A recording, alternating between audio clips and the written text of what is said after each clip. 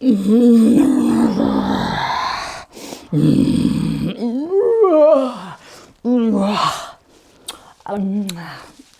very sleepy and very hungry. It's the story of my life, really. I'm always very sleepy and very hungry. Hello, I'm Miranda and I teach young children English as a second language through drama. And today I wanted to share with you the animal character drama game, which is a great activity to help children focus their energies, help them use their imaginations and their creativity, and it also encourages them to review animal vocabulary and action verbs. So it's a great game to do in class if you have an open space or outside. So great also for summer camps. All you need to have are some animal flashcards, which I have my animal flashcards here. I've got some pets and some farm animals, but I also like to use wild animal flashcards as well, particularly for this game, for example, like snakes or tigers or elephants or monkeys. They're really fun to do for this game as well.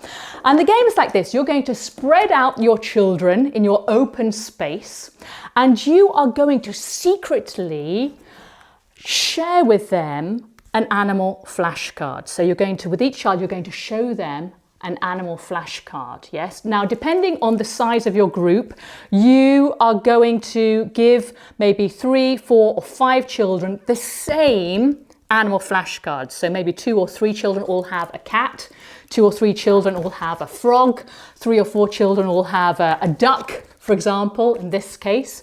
But shh, remember, it's a secret. The other children mustn't know that they have the same animal, okay? Then you're going to have all of the children lying down on the floor, going to sleep. Now, this is the best part about the game, because they're all asleep on the floor. So you're going to have all of the children asleep on the floor, but as their animal. So for example, if they have a mouse, they have to fall asleep on the floor as their mouse, yes? Okay.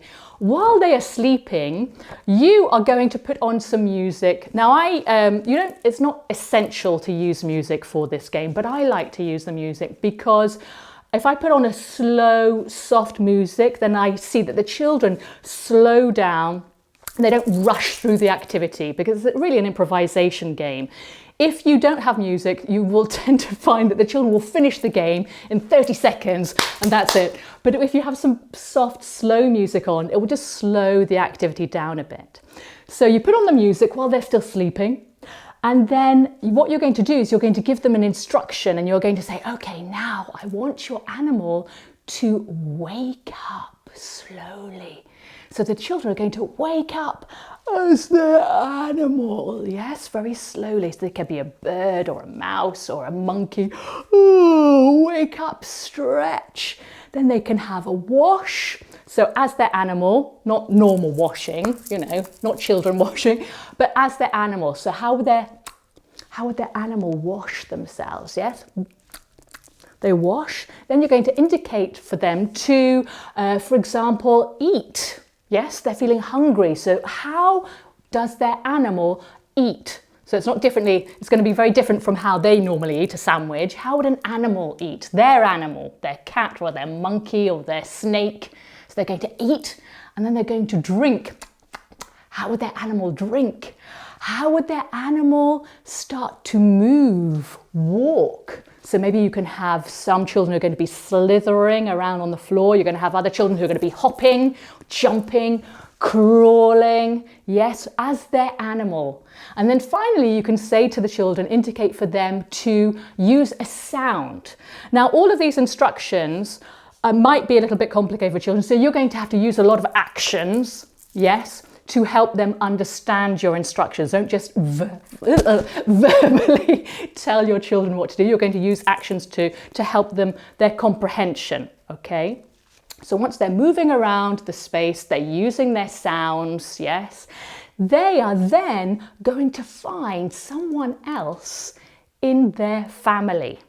So they're going to find, you're going to have little different groups of children who, there are going to be 3 or 4 children who are mice, 3 or 4 children who are tigers, 3 or 4 children who are monkeys. The children are going to observe the other children and listen to the other children and look for other members of their family, and they're going to group together as their family. Once they have grouped together, they found their other family members, you are then slowly and gently going to tell them all to go back to sleep again. And that's when the activity ends, with them all falling gently asleep.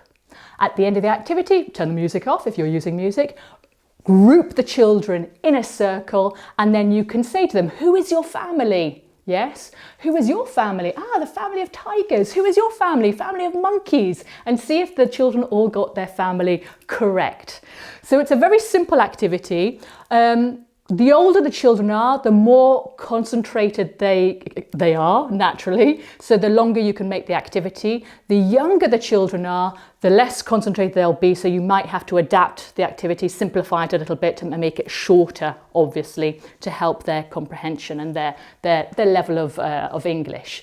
So it's a very simple activity, but great for creativity, imagination, and practicing their animals.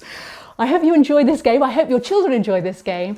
Thanks for watching for today. And remember, until next time, be theatrical.